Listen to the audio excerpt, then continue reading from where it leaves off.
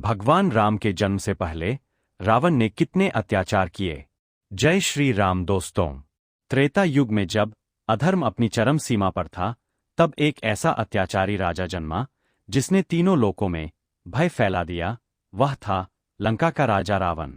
रावण कोई साधारण राक्षस नहीं था, बल्कि वह अत्यंत विद्वान शिवभक्त और महान तपस्वी भी था। परंतु उसकी शक्ति, ज्ञान और वरदान उसके अहंकार का कारण बन गए। भगवान राम के जन्म से पहले ही रावण ने इतने अत्याचार किए कि देवता, ऋषिमुनि और आम प्रजा त्राहि-त्राहि करने लगी। यही अत्याचार आगे चलकर भगवान विष्णु के अवतार श्रीराम के जन्म का कारण बना। एक, तीनों लोगों पर अपना अधिकार करना।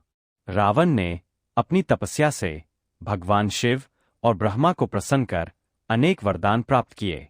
इन वरदानों के बल पर उसने स्वर्ग, पृथ्वी और पाताल तीनों लोकों पर अपना अधिकार जमाना शुरू कर दिया।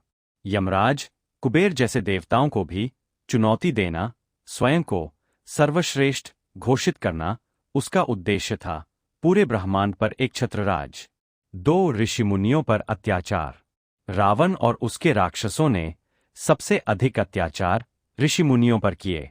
यज्ञ और हवन को नष्ट करना, तपस्या कर रहे ऋषियों को मारना, आश्रमों को जलाना और साधुओं का मांस खाना। इसका परिणाम यह हुआ कि धर्म का पालन करना लगभग असंभव हो गया। 3, देवताओं का अपमान और पराजय।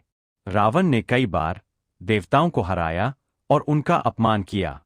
इंद्रदेव को बंदी बनाना, सूर्य और चंद्रमा को नियंत्रित करने का प्रयास किया, देवताओं को अपने दरबार में दास बनाना। देवता भी उसके भय से छिपने लगे थे। 4, कुबेर से पुष्पक विमान छीनना। रावण ने अपने ही भाई कुबेर को हराकर उसका दिव्य पुष्पक विमान छीन लिया था। कुबेर को लंका से निकाल दिया और अलकापुरी पर कब्जा किया।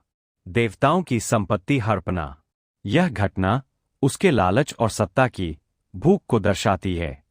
5, स्त्रियों का अपहरण और अत्याचार। रावण के अत्याचारों में सबसे घृणित कार्य था स्त्रियों का अपहरण। सुंदर स्त्रियों को जबरन लंका ले जाना और विवाह के लिए दबाव डालना, अस्वीकार करने पर दंड देना। हालांकि वह कुछ नियमों का पालन करता था, जैसे बिना सहमति के बल प्रयोग नहीं, फिर भी उसका यह कर्म अधर्म था। 6, अहंकार और स्वयं को भगवान मानना। रावण इतना घमंडी हो गया था कि वह स्वयं को भगवान समझने लगा। लोगों को उसकी पूजा करने के लिए मजबूर करना, शिवभक्त होते हुए भी खुद को श्रेष्ठ मानना, किसी भी देवता का अपमान करने में संकोच न करना। यही अहंकार उसके विनाश का सबसे बड़ा कारण बना।